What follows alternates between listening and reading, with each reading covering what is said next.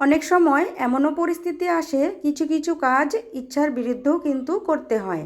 তো hello everyone, good morning. আপনারা সবাই কেমন আছেন? আমি তো ভালোই আছি। প্রতিদিনের মতো চলে আসলাম সুন্দর একটা ব্লগ নিয়ে। আশা রাখছি ব্লগটা আপনাদের খুবই ভালো লাগবে। আজকে আমার ট্রেনিংয়ের দ্বিতীয় দিন।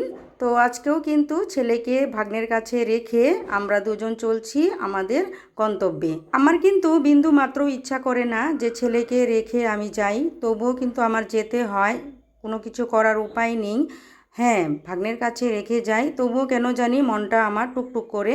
তো যাই হোক, গিয়েছিলাম ট্রেনিংয়ে, আসলাম, এসে কিন্তু এই যে বিকেলের কাজকর্ম শুরু করে দিয়েছি। এক জায়গায় যাব বলে কিন্তু খুব সকাল সকালে উঠেছিলাম, উঠে সমস্ত বাসি কাজকর্ম করে ব্রেকফাস্ট বানিয়ে তারপর কিন্তু দুপুরে রান্নাটাও করে সকালবেলায় গিয়েছি। আমাদের ফিরতে ফিরতে কিন্তু বিকেল 4টে বেজে গিয়েছিল। তো এসে দেখি ঘর দ্বার সব কিছু কিন্তু অগুছালো পড়ে রয়েছে, কারণ যেহেতু বাড়িতে দুটো বাচ্চা রয়েছে, তারা খেলাধুলা কাজকর্ম নিজেদের মতো করেছে, তো সেই হিসাবে তো বাড়িঘর নোংরা থাকবেই। যেহেতু ট্রেনিং থেকে খাওয়া দাওয়াটা করে এসেছিলাম, আসার পর কিন্তু খাওয়া দাওয়া করিনি, ফ্রেশ হয়ে অমনি কিন্তু কাজে লেগে পড়েছি।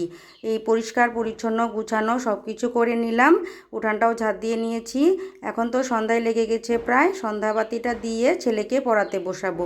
সকাল থেকে রাত অবধি কিন্তু আমার এইভাবেই চলে। আমি এতটাই ব্যস্ততার মাঝখানে থাকি, একটু যে রেস্ট নেব সেটার কিন্তু টাইম পাই না। তো হঠাৎ করে দেখলাম কাঁচা লঙ্কা গাছে ফুল এসেছে, তো কিছুদিনের মধ্যেই লঙ্কাটা বড় হয়ে যাবে।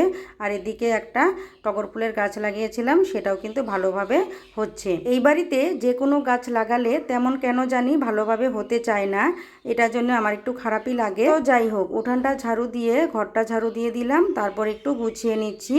তারপর সন্ধ্যাবাতিটা দিয়ে আবার রাত্রে রান্নাবান্নাটাও করতে হবে।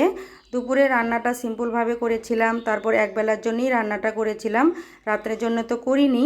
তার জন্যই কিন্তু রাত্রে রান্নাটাও করতে হবে। আর একটু নেল পালিশ দিয়ে নিচ্ছি, এই একটু সময় পেলাম। ছেলে তো পাশের ঘরে খেলতে গিয়েছে, তো ভাবলাম একটু রেস্টও করে নিই, একটু কাজও হয়ে যাবে। তো যাই হোক, ছেলেকে পড়িয়ে তারপর ছেলে আর আমি মিলে পাশের ভাড়াটি ঘরে একটু চলছি, একটু গল্প সল্প করতে। তারপর তো এসে রাত্রে রান্নাটা বসিয়ে দিব। এখন কিন্তু 9টার মতো বাজে। এখন কিন্তু দিনটা অনেকটাই বড় হয়ে গেছে, সন্ধ্যা লাগতে লাগতে কিন্তু 6:30 7টার মতো বেজে যায়।